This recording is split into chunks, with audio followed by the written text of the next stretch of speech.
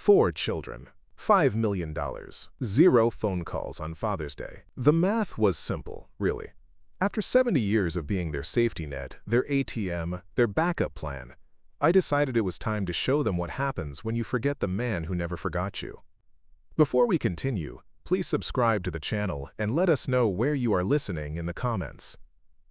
The silence in my house on Father's Day had become a tradition I never asked for. I sat at my dining table, the one Martha and I had bought 40 years ago when the kids were small, staring at 5 empty chairs. Each one had hosted a child who once fought over who got to sit next to Daddy.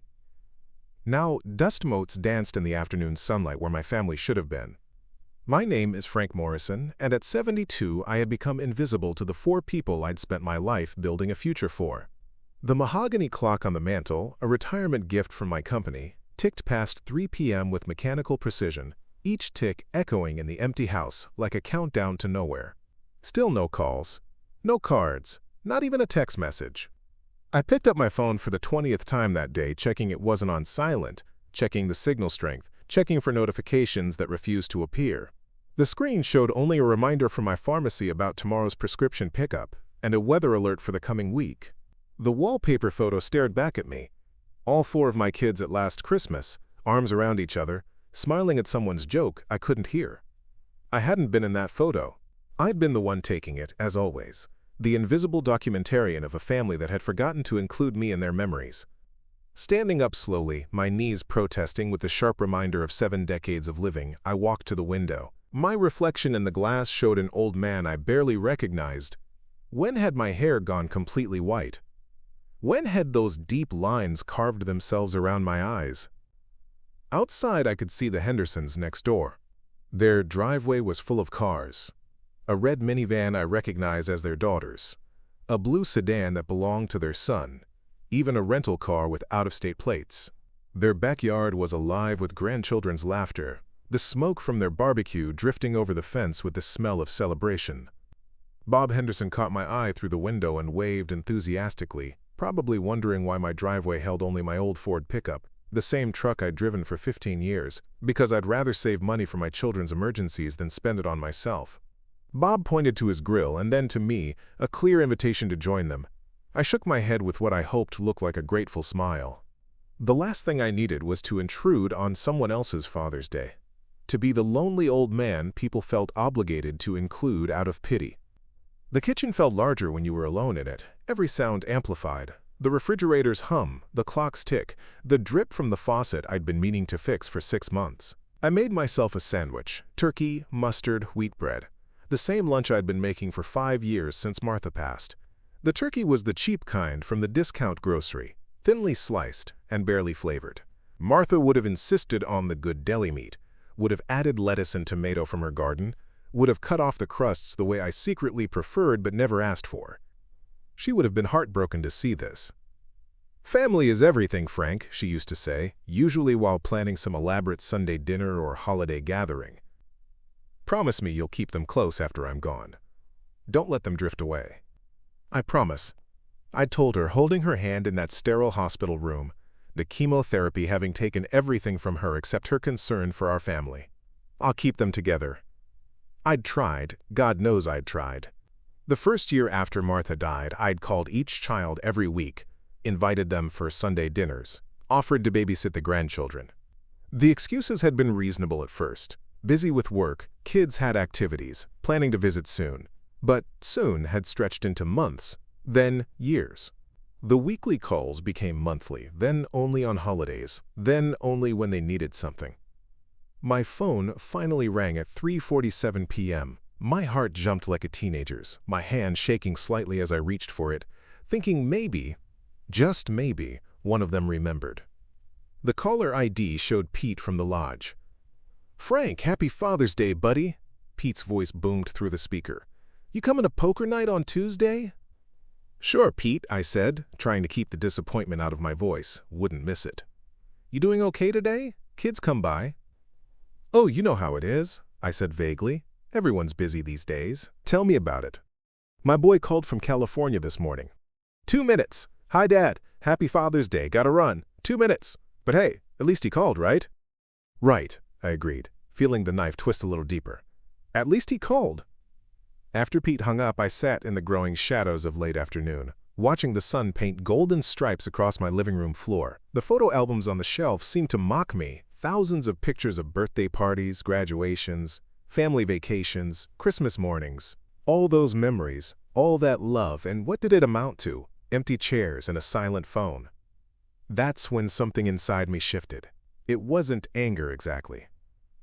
I'd passed through anger 2 Father's Days ago, when David had texted me at 11 p.m. with just HFD Dad, like I was some afterthought on his to-do list. It was more like clarity, sharp and sudden as winter morning frost. The fog of hope I'd been living in for 5 years suddenly lifted, and I saw my situation with brutal honesty. I was nothing to them but a safety net, a backup plan, an ATM with a pulse. I walked to my study, each step feeling more purposeful than the last. The small room off the hallway had been my sanctuary for 40 years. Walls lined with books I'd actually read, a desk made of solid oak that I'd built myself, drawers full of important papers organized with the precision of someone who'd learned that disorder costs money. I pulled out the business card I'd kept in my desk drawer, hidden beneath tax returns and insurance papers. James Harrison, attorney at law. We'd last spoken a month ago when I'd called him about updating my will. He'd asked me then if I was sure I wanted to leave everything divided equally among my children. "They're your kids, Frank," he'd said, "but from what you've told me, they don't seem very involved in your life." "They're just busy." I defended them, the words automatic. "They'll come around." Now, holding his card, I realized I'd been saying that for 5 years. They'll come around. They're just busy. They don't mean to forget. The excuses I'd made for them could fill a book no one would read, because it would be too pathetic. I dialed James's home number, the one he'd written on the back for important matters. James Harrison. "James, it's Frank Morrison. I know it's Sunday, and it's Father's Day, but—" "Frank, good to hear from you. What can I do for you?" "That matter we discussed last month about my estate planning, I've made a decision." "I see. Would you like to come by the office tomorrow?" "First thing, if possible. This can't wait." 9 o'clock? "I'll be there." I hung up and pulled out a yellow legal pad, the same kind I'd used for 40 years in my construction business. At the top I wrote, "What they don't know about their father's money." The truth was, my children had no idea how much I was worth. They knew I'd done well with Morrison Construction, knew I'd sold the business for a good price when I retired, knew Martha and I had lived frugally. But they didn't know about the investments, the real estate, the careful accumulation of wealth over 4 decades of 16-hour days and dangerous job sites. $5 million. That's what I'd accumulated through blood, sweat, and more near-death experiences on construction sites than I cared to remember. $5 million that I'd planned to leave them, divided equally. A final gift from a father who'd spent his whole life providing for his family. But first I needed to document what I'd already given them, the real number. The one they'd never bothered to calculate because the bank of Dad had always been open, no questions asked, no collateral required, no payments expected. David, my eldest, the lawyer who now made $300,000 a year at his firm. But he hadn't always been successful. I started writing. Law school tuition, room, board, books, $320,000. Bar exam prep courses and fees, $15,000. Seed money for his first apartment in the city, $50,000. Down payment on his house when bank denied mortgage, $150,000. Emergency loan when his practice was failing, total $855,000. And that David's law practice had hit hard times. A major client had sued him for malpractice, and though he'd won, the legal fees had nearly bankrupted him. He'd been 3 months behind on his mortgage, facing foreclosure. I'd paid it off entirely through a shell company my attorney had set up, making it look like a bank error in his favor. Another $350,000 he never knew about. He'd actually bragged to me about how the bank had screwed up in his favor, and he'd fought to keep the money. "Can you believe it, Dad?" He'd laughed on the phone. "Their mistake, my gain. That's what they get for being a big corporate bank." I'd congratulated him on his good fortune, never revealing that his good fortune had a name and a face and had worked construction sites in 100-degree heat to earn that money. Susan came next, my only daughter, The one who looked just like Martha but had somehow inherited none of her mother's warmth. College tuition, private school, her choice. $200,000. Master's degree in business, $80,000. Catering business startup costs, $100,000. Covered losses for 3 years. $100,000. Wedding to Richard, $75,000. Divorce from Richard, $30,000. Susan had no idea that her successful catering business existed because I'd been her silent partner, covering every loss for 3 years until she turned profitable. She told everyone she was a, quote, self-made entrepreneur, gave inspirational speeches at women's business groups about following your dreams despite the obstacles. The main obstacle she'd faced was arithmetic. Her business had bled money until I'd secretly hired a consultant to fix her pricing structure. Another $50,000 she never knew about. Michael, the middle child who'd inherited my stubborn streak but none of my work ethic. State college tuition, after flunking out of 2 private schools, $60,000. 5 changes of major, $40,000 in extra semesters. DUI lawyer and fines, $25,000. Rehab twice, $120,000. Rehab twice, $100,000.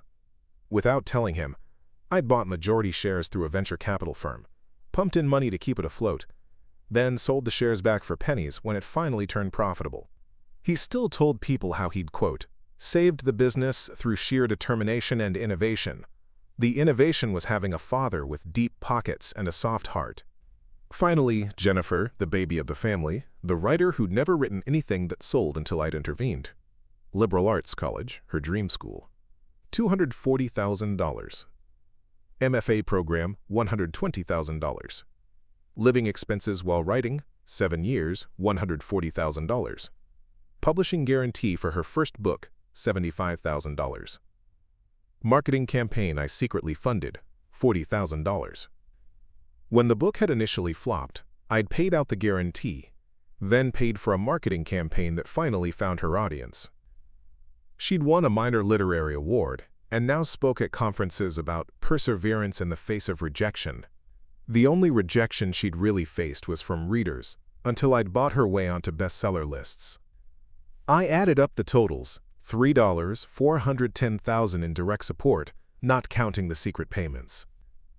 With those included, I'd given my children over $4 million while I was still alive, still breathing, still hoping for a phone call on Father's Day. The irony wasn't lost on me. I'd lived in the same modest house for 30 years, driven used cars, clipped coupons, shopped sales, all so I could give my children everything. And what had it bought me? Empty chairs and silence. That evening, as I sat in my recliner watching the news without really seeing it, my phone finally buzzed with a text message. My heart jumped. Maybe one of them had remembered after all. It was from Jennifer. Dad, Tom and I are thinking about buying a vacation house. Could you help with the down payment? Maybe $100,000? I know it's a lot, but consider it an early inheritance. By the way, happy Father's Day. Sorry, I forgot to call earlier. Crazy busy with book tour. I stared at the message for a full minute. An early inheritance. That's what I'd become. A future payday that they wanted to cash in early. The Happy Father's Day felt like an insult, thrown in as an afterthought to soften the money request. I texted back, we need to talk about money. All of you. Can you come by next Sunday? Jennifer replied immediately, is this about the vacation house? Because we really need an answer soon. The market is hot right now. I didn't respond. Instead, I opened my laptop and began researching. Riverside Children's Hospital. They needed $2 million for a new pediatric cancer wing. The Veterans Foundation, desperately fundraising for transitional housing. The City Library, about to cut weekend hours due to budget constraints. Martha's Sanctuary, the women's shelter where she'd volunteered for 20 years, operating on a shoestring budget. These organizations needed money. My children just wanted it. The next morning, I arrived at James Harrison's office 15 minutes early. His secretary Patricia, who'd known me for 20 years, brought me coffee without being asked. How are the kids, Frank? She asked kindly. Busy, I said, the standard answer that covered a multitude of sins. James emerged from his office at exactly 9 o'clock, tall and distinguished with silver hair that made him look like the successful attorney he was. His handshake was firm, his eyes sharp behind wire-rimmed glasses. "Frank, come in, you sounded determined on the phone." His office was exactly what you'd expect. Leather-bound books, diplomas on the walls, photos of his own family who, I noticed, included him in the pictures. We sat in leather chairs that probably cost more than my monthly Social Security check. "James, I want to change everything. The will, the beneficiaries, all of it." He raised an eyebrow but pulled out a fresh legal pad. "Tell me what you're thinking." "First, I need to know something. If I give money to charities instead of my children, can they contest it?" James leaned back, his chair creaking slightly. "They can try. But if you're of sound mind and the documents are properly executed, they won't succeed. We should probably get a psychological evaluation just to be safe, given the amount we're talking about." "Schedule it. I want this ironclad." "Frank, may I ask what prompted this decision?" I pulled out my phone and showed him Jennifer's text. Then I pulled out my legal pad with the tallies of what I'd given each child. James whistled low. "You've already given them over $4 million? And not one of them called yesterday. Not one, James. Father's Day, and I didn't merit a 2-minute phone call." "I see." He studied me over his glasses. "And what do you want to do?" 5 charities, split equally. Riverside Children's Hospital, the Veterans Foundation, the City Library Fund, the Animal Shelter, and Martha's Sanctuary. "That's $1 million each." "Correct." "And your children?" I pulled out 4 envelopes from my jacket pocket, each with a name written in my careful handwriting. "Each gets one of these." Inside is a check for $1,000, the same amount I started my business with in 1973. Also, a detailed accounting of every dollar I've given them over the years. Let them know exactly what they've already received. "Do you want to include a letter explaining your decision?" I thought about it. 1 line. "This represents your final inheritance. The remainder of the estate has been allocated to those who need it more." James made notes, his pen scratching across the legal pad. "We'll need to create irrevocable charitable trusts. Once you sign, there's no going back." Good. I don't want to go back. We spent the next 3 hours going through everything. My investment accounts, the real estate holdings, the savings accounts, even the small pension from my construction days. James was thorough, making sure every dollar was accounted for, every charity properly vetted, every legal document perfect. "There's one more thing," I said as we were finishing. "I want to meet with the charity directors. I want to tell them personally." "I can arrange that." "When?" "This week, before my children find out." James nodded. "I'll make the calls." "Frank, are you absolutely certain about this? Your children, regardless of their behavior, might—" "James, I spent 40 years breaking my back on construction sites. I've got scars from accidents, a bad knee from a fall, hearing loss from the machinery. I did it all for them.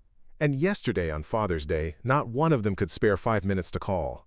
I'm done being their ATM." 3 days later, I sat in a conference room at Riverside Children's Hospital with 5 charity directors. When I told them about the donations, the director of Martha's Sanctuary actually started crying. "Mr. Morrison, this will change everything for us. We can expand, help so many more women. Your wife would be so proud." "She always said money should do good in the world," I replied. Took me too long to understand what she meant. The Veterans Foundation director, a former Marine named Colonel Sanders, yes, really, shook my hand with a grip that could crack walnuts. "Sir, this will build transitional housing for 50 veterans. You're saving lives here." The library director, a young woman named Amy, who reminded me of Jennifer before she became entitled, actually hugged me. "Weekend hours, children's programs, new books. This changes everything for our community." As I drove home from those meetings, I felt lighter than I had in years. The money would make a real difference, would help people who actually needed it, would honor Martha's memory in a way my children never would. The letters went out on Thursday. James had sent them certified mail, requiring signatures. I knew exactly when they'd arrive. Saturday morning, when all 4 of my children would be home. I spent Friday preparing. I had the locks changed, not because I thought they'd break in, but because I wanted the symbolic fresh start. I bought myself a good steak, A bottle of wine Martha and I had been saving for a special occasion that never came. I even cleaned the house, as if preparing for guests I knew would come but wouldn't be welcomed. Saturday morning, I was sitting at my kitchen table with coffee and the morning paper when my phone started ringing at 9:17 a.m. Susan was first. "Dad, what is this?" Her voice was shrill, panicked. "This has to be a mistake. $1,000? That's insane." I didn't answer. The phone rang again immediately. David this time. I let it go to voicemail. Then Michael. Then Jennifer, each call following within minutes of the last. The voicemails piled up. "Dad, this is David. You need to call me immediately. This is completely unacceptable and possibly illegal. I'm reviewing your mental capacity and ability to make these decisions. Call me now."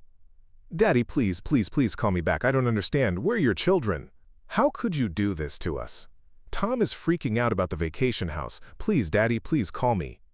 "This is bullshit, Dad. Complete bullshit. You can't give our money to strangers. I'm coming over right now and we're going to sort this out. You've obviously lost your mind." "Dad, I'm hurt. Deeply, deeply hurt. After everything we've meant to each other, you're abandoning your family? This isn't you. Someone must be manipulating you. We need to get you help." By 10 a.m. they'd figured out I was home and ignoring their calls. By 10:30 they'd assembled on my porch. I watched them through the peephole. David, pacing like a caged lawyer, Susan crying into a tissue, Michael red-faced with rage, Jennifer typing furiously on her phone, probably Googling how to contest a will while parent is still alive. I opened the door but stood firmly in the doorway, not inviting them in. "We need to talk," David said in his courtroom voice. "We're talking." "Can we come in?" No. The simple refusal seemed to shock them. I'd never said no to them before, never denied them entry to my home, my wallet, my life. "Dad, you can't be serious about this," Susan said, mascara running despite her claim of waterproof makeup. $1,000? After everything? "After everything," I repeated. Interesting choice of words. "Let's talk about everything, shall we?" "David, you received $855,000 from me over the years, not counting the house I secretly paid off." "Susan, $825,000. Michael, over $1 million. Jennifer, $695,000. That's everything." "That was different," Michael protested. That was help. Family help." "And when was the last time any of you helped me?" I asked. "When did you last mow my lawn, fix my leaking faucet, drive me to a doctor's appointment? Visit just to visit, not because you needed something?" Silence. "Dad, we have lives," Jennifer said weakly. "We have careers, families of our own." "And I had a life too, but I spent it funding yours. Do you know what I gave up for you? The trips Martha and I never took because Susan needed wedding money. The retirement I postponed because Michael needed rehab.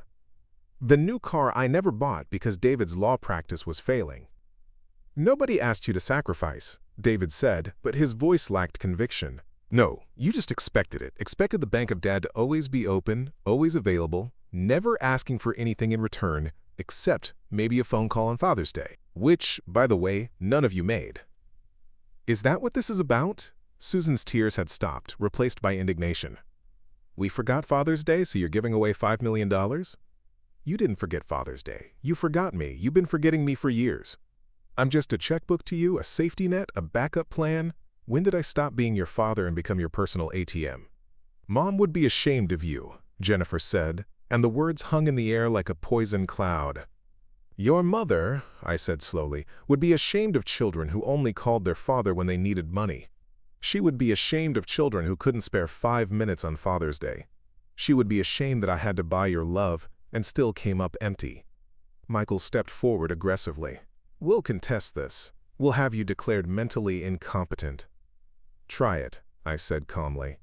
"I had a full psychological evaluation done this week. I've documented every interaction we've had for the past 5 years. Every canceled visit, every ignored holiday, every text that only came when you needed money. My attorney has it all." David pulled out his phone. "I'm calling James Harrison right now." "Go ahead, he's expecting your call." While David stepped away to make his call, Susan tried a different approach. "Daddy, please, think about your grandchildren. They'll have nothing. They'll have parents who might finally learn to stand on their own feet. That's worth more than inherited money. Jennifer was crying now, real tears for once. You're really going to give our inheritance to strangers?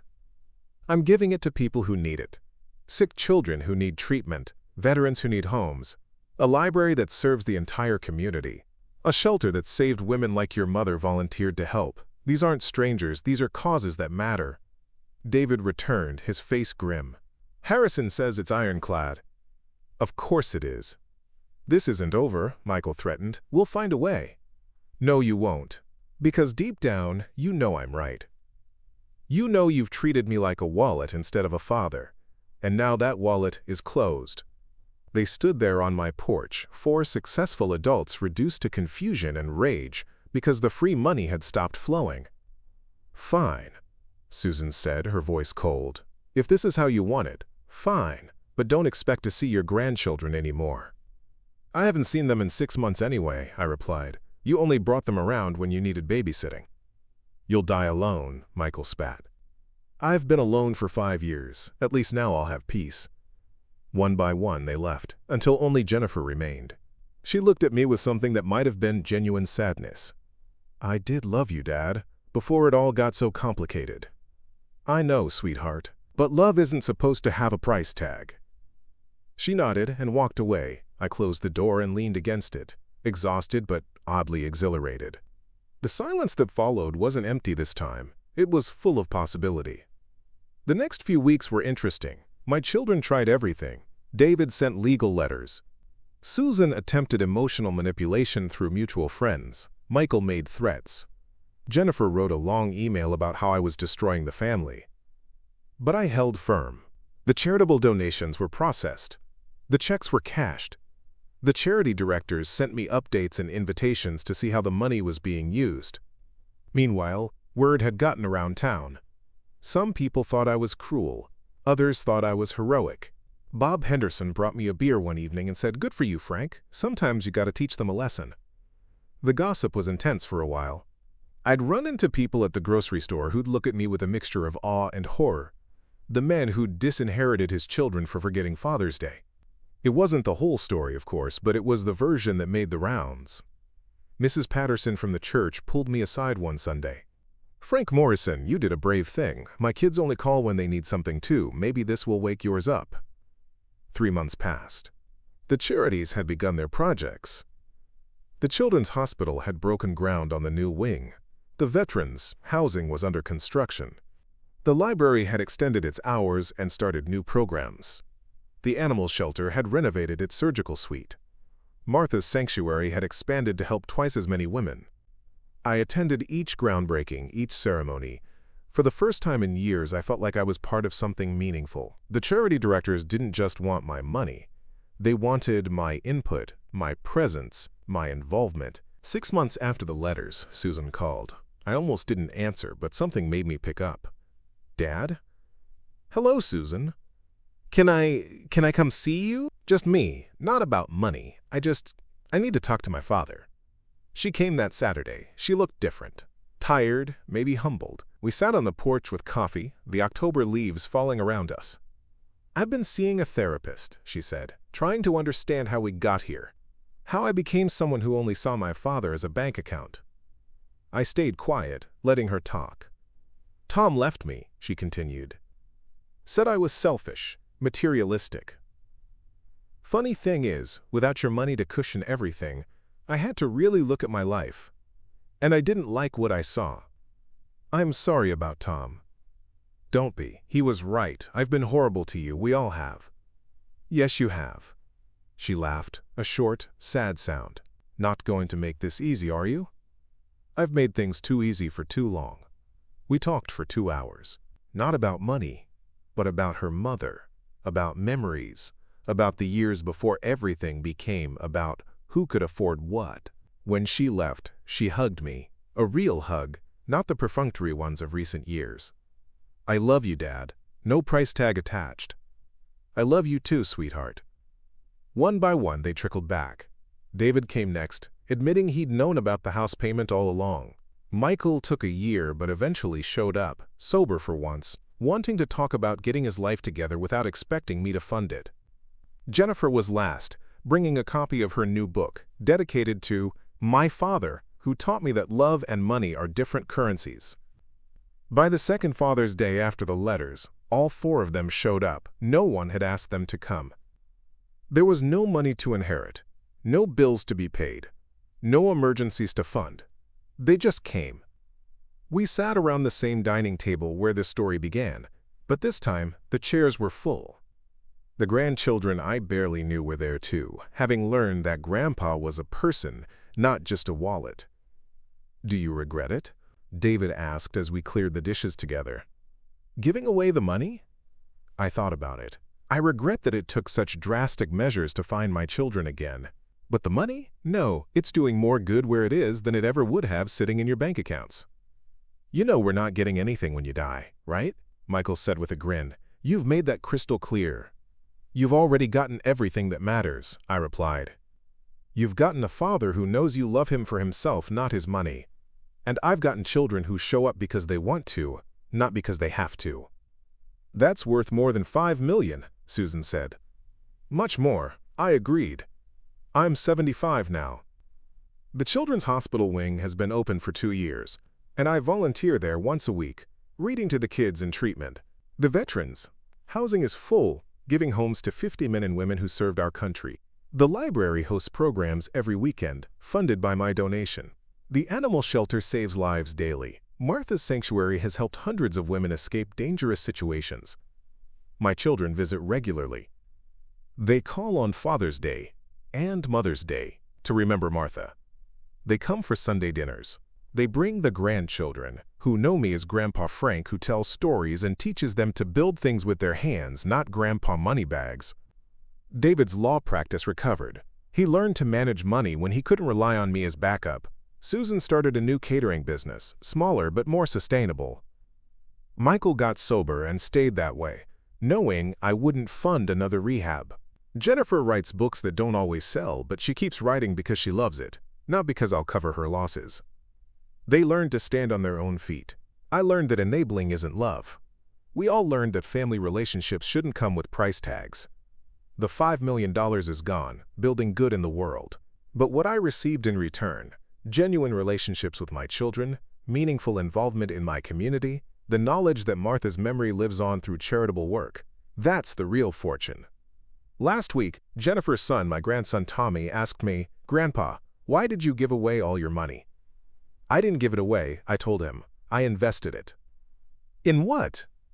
"In learning the difference between being valued and being valuable, between being needed and being wanted, between relatives who expect things and family who just expects to spend time together."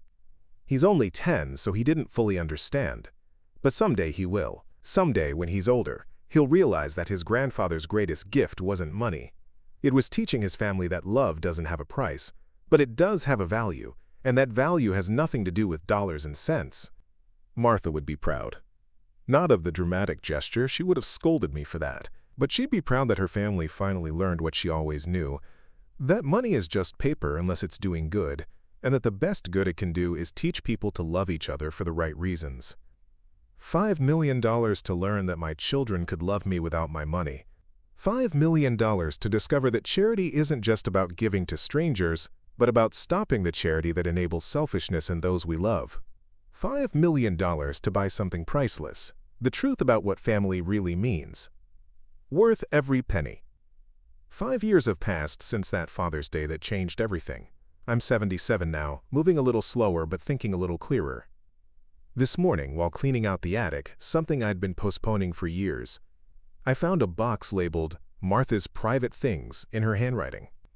Inside, beneath old photos and pressed flowers from our wedding, was an envelope with my name on it. For Frank, to be opened when the time is right. Her handwriting, still clear after all these years, made my hands shake as I opened it. My dearest Frank, if you're reading this, I'm gone, and knowing you, you've probably spent years trying to hold our family together by yourself. Stop. That was never your job alone. I'm writing this on a day when all 4 kids called asking for money. Different reasons, same result. You said yes to all of them. You just refinanced the house to pay for Susan's wedding, even though we both know Tom's family could afford their half. You're too good, Frank. Too generous. And I'm afraid that when I'm gone, they'll bleed you dry. Our children have become takers, my love. We did that. We created it by never saying no, by solving all their problems with checkbooks instead of conversations. I take full responsibility for my part in it. But here's what I know about you. Someday you'll reach your breaking point. Someday you'll realize that love shouldn't be transactional. When that day comes, when you finally stand up for yourself, know that I'm proud of you. Know that I support whatever decision you make, even if it seems drastic. The money we saved was meant to secure your future, not to enable their present. If they only call when they need something, they're not calling for you. They're calling for your wallet. Don't let them reduce you to that. You are so much more than what you can provide financially. You're the man who sang terribly off-key lullabies to help them sleep. Who taught them to ride bikes, running alongside until your back ached? Who attended every game, every recital, every parent-teacher conference? That's your value, not your bank balance. If you need to cut them off to make them see that, do it. If you need to give it all away to prove a point, do it. I trust your judgment completely. Just promise me you won't spend your remaining years feeling used and forgotten. You deserve better than that. I love you more than words can express. Take care of yourself the way you took care of all of us. And remember, sometimes the greatest gift you can give your children is the opportunity to miss you, to value you, to realize what they had before it's gone. All my love, Martha. P.S. 2. If you do give it all to charity, make sure my sanctuary gets a good portion. Those women need hope more than our children need handouts. I sat on the attic floor, surrounded by decades of memories, crying like I hadn't cried since her funeral. She knew. She'd known all along what would happen, what I would need to do. Even from beyond, she was still protecting me, still guiding me, still loving me. I called Susan first. Can you get everyone together? I have something to share. They all came that evening. David, Susan, Michael, Jennifer, their spouses, all 8 grandchildren. They gathered in my living room, probably worried I was sick or had changed my mind about the inheritance. I read them Martha's letter. The room was silent when I finished. Jennifer was crying. Susan held her hand over her mouth. David stared at his hands. Michael looked out the window. She knew, Susan whispered. Mom knew what we'd become. She also knew what you could become again, I said. And she was right. These past 5 years, you've all proven that. You've become the children she always hoped you'd be. Independent, capable, and most importantly, present in my life, because you want to be. David cleared his throat. Dad, we never knew about the refinancing, the second mortgage. We never knew how much you sacrificed. That's the point, son. Real love doesn't keep a ledger. But it also doesn't allow itself to be abused. Michael's daughter, Annie, only 12 but wise beyond her years, raised her hand like she was in school. Grandpa, does this mean Mom and Dad and Aunt Susan and Uncle David learned their lesson? What do you think, sweetheart? She looked around at her parents and aunts and uncles. I think they learned that money isn't love, that showing up is love, that calling Grandpa just to talk is love, that helping him fix his fence is love. When did you help me fix my fence? Last week. Daddy and I came over. He said we were just visiting, but then he saw your fence was broken and we fixed it together. Michael actually blushed. It needed fixing. That's when I knew Martha's wish had come true. My son had come to visit, saw something that needed doing, and did it without being asked, without expecting payment, without even mentioning it. Just because he was my son and I was his father. There's one more thing, I said, pulling out a document James Harrison had prepared. I've set aside $50,000 for each grandchild's education. It's in a trust they can only access for college or trade school. No exceptions, no early withdrawals, no using it for anything else. Dad, David started, you don't have to. I know I don't have to. I want to. There's a difference. This is for them, not you. And it comes with conditions. They have to maintain their grades, they have to visit me at least once a month, and they have to volunteer at one of the charities that received the donations. They need to see where the money went and why. The grandchildren all nodded eagerly. Tommy, Jennifer's oldest, said, I want to volunteer at the animal shelter." "I want the library," said Annie. Soon they were all claiming their volunteer spots, excited about helping rather than receiving. Martha would have loved this moment. As everyone was leaving, Susan hugged me last. "Dad, Mom's letter. It's like she's still taking care of us, isn't she?" "She never stopped, sweetheart. She just knew that sometimes taking care of someone means letting them learn hard lessons." After they left, I sat in my chair, Martha's letter in my lap, her photo smiling at me from the mantel. The house was quiet but not empty. It was full of love. The real kind. The kind that shows up on random Tuesdays to fix fences. The kind that calls just to hear your voice. The kind that values presence over presents. My phone buzzed. A text from Jennifer. "Dad, the kids want to know if they can come over Saturday to help you clean the attic. They're hoping to find more letters from Mom. Also, they just want to spend time with you. No payment required. Smile." I texted back. "Tell them I'll make cookies. The kind with too much chocolate, just how Grandma used to make them." $5 million. That's what it cost to buy my family back. But Martha's letter reminded me that they were never really for sale. They just needed to remember their true value, and so did I. Tomorrow, I'm meeting with James Harrison one more time. Not to change my will. The charities will still receive everything when I'm gone. But to add one final provision. A letter to be read to my children after my death, telling them how proud I am of who they became when the money stopped flowing and the love started growing. Because in the end, that's the only inheritance that really matters. The knowledge that they were loved for who they were, not what they could get, and that they learned to love the same way in return. Martha was right, as always. Sometimes the greatest gift you can give your children is the opportunity to miss you, to value you, to realize what they have before it's gone. But even greater is when they realize it while you're still here to see it. $5 million well spent, and worth every single penny. If you enjoyed this story, please like this video, subscribe to the channel, and share your thoughts in the comments. What would you have done in Frank's situation? And remember, the greatest inheritance isn't always money.